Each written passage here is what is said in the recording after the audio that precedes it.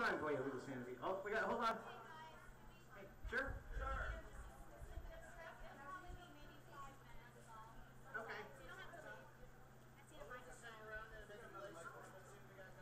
You need this. I'm going to get everybody outside. Hi, how are you? Good. I know you from somewhere. You live in Merritt Island, Virginia? Quiet little, not like we're coming outside. Real quiet little. Yeah, there you go. Jazz music. Here we go. I'm going to scat for everybody. You ready?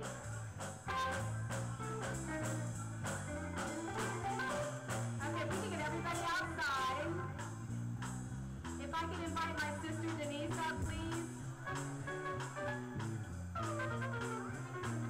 Where's Denise? She's a good friend of mine. You go back 20 seconds.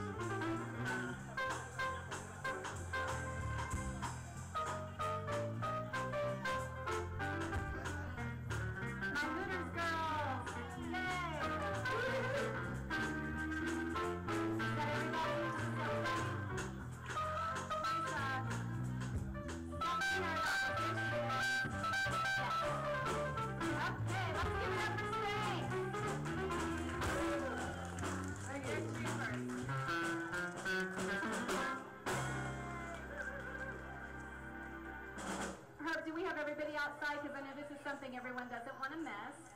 For those of you who don't know me and my sister Denise, this is Denise, I'm Donna. According to Space Coast, it's just Denise and Denise. So we'll answer to anything you want to call us. We want to thank you all for coming out today. If it weren't for her, we wouldn't be here. And let me tell you why. 2 years ago, she was diagnosed with breast cancer, had a double mastectomy with reconstruction surgery, on and on and on. And she decided, because a lot of us here in Brevard County, at the time she was in Tampa, we all pitched in, just between me and my Mary Kay girls and a few of my close friends, and helped raise enough money to help her as a single mom pay her mortgage, her car payment, and her health insurance.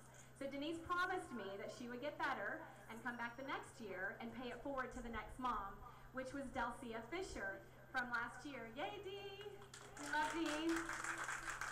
Unfortunately, Dee could not be up here. She's supposed to be standing right here next to me today to pay it forward to now our third mom. But Dee is still fighting her battle, and she's doing great, but she just couldn't make it today. But she will be at the Ray Baldino Pink event tonight with all of us as well, where she was featured in his book. So we're so excited for Delcia. But she's fighting it like a girl, let me tell you. She's just a hot mama. Well, Denise and I, since March, actually, we have been interviewing moms, and we just have not found that right mom. And we kept saying, oh my goodness, what are we going to do? We've raised all this money. We've been raising money since August, and all of you people are throwing money. We're like, we don't have a mom yet. But I knew that God would put the right mom in our path, and he did yesterday. So we are so thrilled and honored to introduce our new mom. And she wanted to be here. We you know, that was something that's very touchy, a touchy subject. She wanted to come and help raise money. She's ready to go ahead and pay it forward to the next mom next year. So this year, thanks to all of you awesome people that are here today and that are going to come to our event on November 1st, you'll get to watch us count the money into her hand. You'll get to meet her family, her 3 little boys, and it's an amazing, amazing opportunity. So please get your tickets to that for November 1st at the Melting Pot. They're selling them inside. I want to introduce to you, I met her yesterday at Long Doggers. That's our favorite restaurant, and she lives right by there, so we're like, yes, we can go to Long Doggers. No offense, Hooters girls, wherever you are. We love our wings too. And when we walked in, holy cow, the room was there was a glow over this girl. She was covered in pink. She was bedazzled head to toe pink, and just a big old smile on her face. She's beautiful inside and out. And we're just so thrilled to introduce Jennifer Brown, our new mom. She's a mother of 3 little boys. Yes. We're not going to make you talk, don't worry, unless you want to. But she's a proud, very proud mother of 3 little boys, all under the age of 7. 7, 6, and 4. God help her. Cancer is a piece of cake, right, compared to 3 boys. But we just love her. She is currently living with her parents because, as you all know, not being sick, how difficult it is to raise 3 boys by yourself. So her mother is helping her with that. But when I asked her, what can we do to help you, all she said is, I want to keep my health insurance. If I lose my health insurance, I can't go through my chemo, my radiation, and whatnot, and her reconstruction surgery. So she was diagnosed in May 23rd. Okay, she'll never forget that date, right? May 23rd, and she's in her, when's your last round of chemo? October 17th. Last round of chemo. And what we want to do for her as Hope for a Single Mom is help her keep her health insurance. So we are so blessed to have Jennifer in our lives, and we're just honored that you're here today. Yeah, I'm blessed to have you guys too. It's So, wonderful. Thank you, everybody. 28 years old. 28. So without further ado, I would like to introduce Dr. Stephanie Herodopoulos up, just to give us some quick, because she's ready to party and have fun, but this is a very serious business. We are here to make people aware of the importance of self-exam. So Dr. Stephanie Herodopoulos, thank you so much for being here with us and for helping us find our mom. We're so excited. 28, huh? Yes. Do you have anybody else in your family that has breast cancer? My aunt is a 7-year breast cancer survivor. I see. And how old was she when she was diagnosed? Like in her 50s. Okay. So has she been tested for BRCA 1 and 2? Yes, I got tested for that too. And you did. Good. I just wrote an article recently about BRCA testing, and not everybody has this genetic mutation, but it is about 5 to 10% of breast cancers occur due to a hereditary gene mutation, which makes you more likely to be tested. So only 5% of people are actually detected with this, meaning there's 95% of people walking around there that have these genetic deficiencies and do not know that they have them.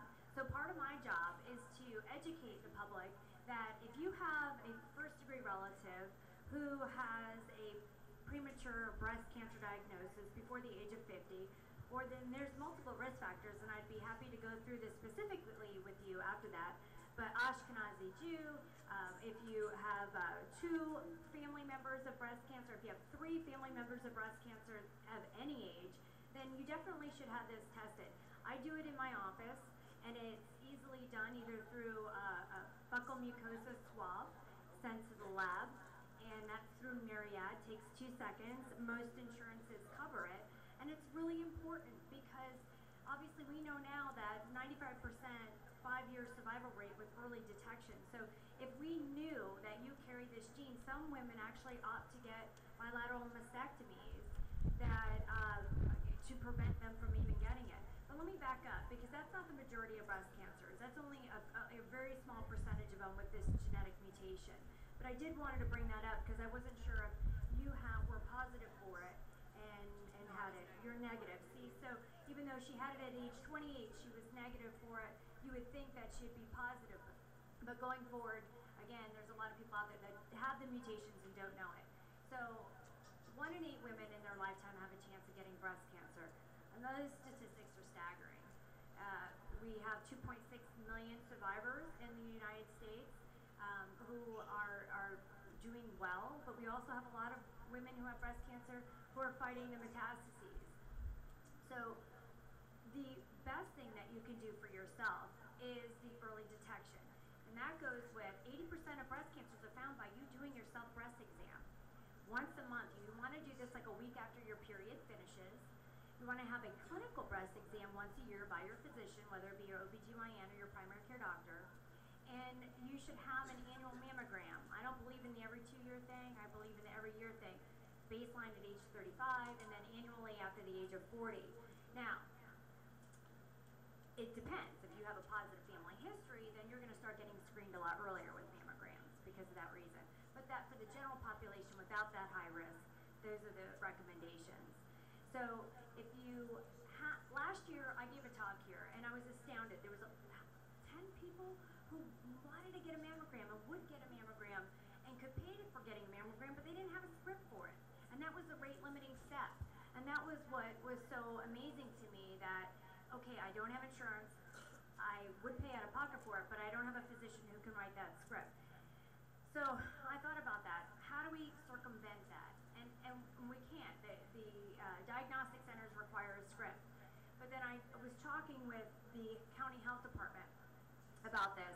And there is something called the Mary Brogan Project that was funded by the legislature this year, which put money into this fund to help women who don't have a physician, who might meet financial criteria to getting this mammogram. So if you go over to the health department, they can screen you to see if you meet the criteria, and it's 200% of federal poverty level. And then you can get the breast exam, the pap smear, and the mammogram through the Mary Brogan Project for Early Breast and Cervical Cancer Screening Program. So that is just one resource in the community that you can do. I brought my script pad.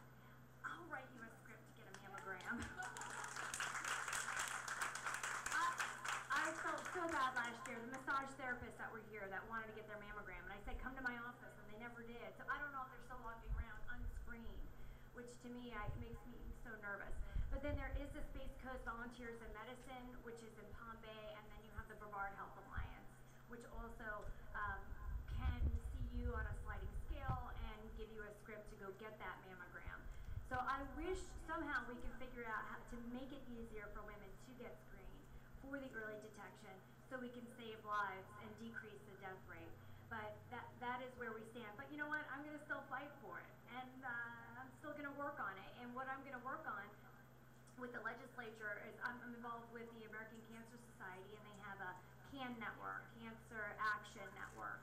And I'm the event chair of the Making Strides Against Breast Cancer Walk, and this is my survivor chair and my team development chair.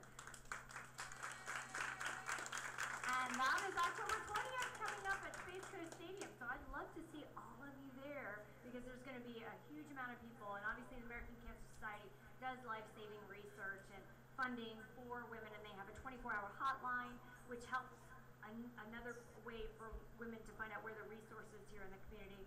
I can't only say women, because the men get breast cancer too, a small percentage, but they do. So I need to bring that up. It's going to be an exciting event. I know that it's kind of going to a big cause with the American Cancer Society, and we love making it very tangible and physical and everything. You know where your money is going today, and that's what's so cool about what Breast Cancer for a Single Mom does. But I'm going to be here for a couple hours. If you have any specific questions and you want to ask me afterwards your specific questions, feel free to come up to me. But thank you, and get your mammogram. Okay, don't go away. We have a little special prize, or a little somebody in the audience has something they want to give you. So if we could ask Lorraine Schultz to come on up.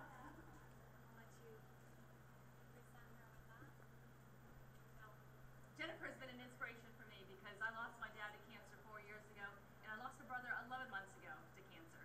And so on behalf of myself and Wells Fargo, here's your very own Pinky Promise purse, wallet, and a $200 gift card to go on shopping spree at Publix.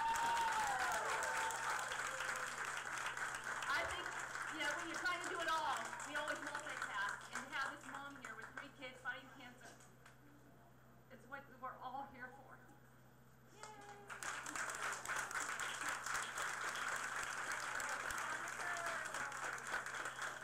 Okay, so in front of everybody here, you have to promise us, when you beat this cancer, you're going to be here next year making the next mom cry. Yes, absolutely, absolutely. So guys, thank you so much. I want to give a special shout out to Kara Philpott here at Seacoast National Bank. Yay, Kara, Seacoast. They are donating. When you open a checking account, please guys, consider opening a checking account with Seacoast National Bank. They're donating $25 today for every checking account that's opened up. Just go see Kara with the beautiful red hair. Or Pam, yeah, they're all around. You'll find them. So thank you, Seacoast. That is so awesome. The pizza is available back behind there. We want to thank the girls at Tidal Station, I can't see them, but providing the pizza for all of us and the drinks. Devon Hughes, Devon Dudley, our celebrity, is inside giving autographs.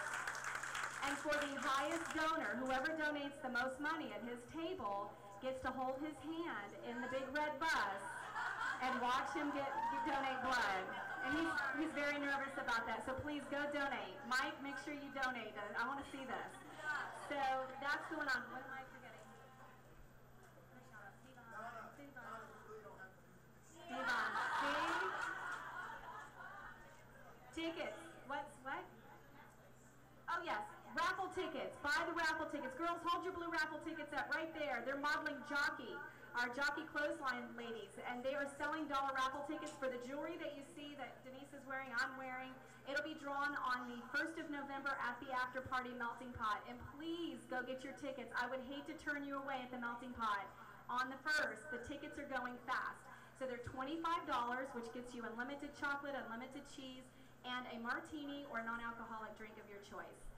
Anything else, girls, y'all can think of in the audience? Hooters, thank you, Hooters, for coming.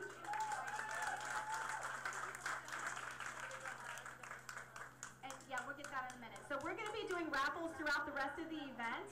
So as we hit the raffles, we'll let you know what the different vendors are doing. So please visit the vendor tables. They're here for free. They're not charging us to be here. Please go stop by and see what kind of specials they're having. And the big red bus, they need 20 pints of blood. We've already given how much? We're at 7 or 8 pints. We need 20 pints. Michael, Sullivan, go get some blood. Devon, we can get at least 15 pints out of that man. All right, you guys have fun, and thank you so much for being here with all of us today.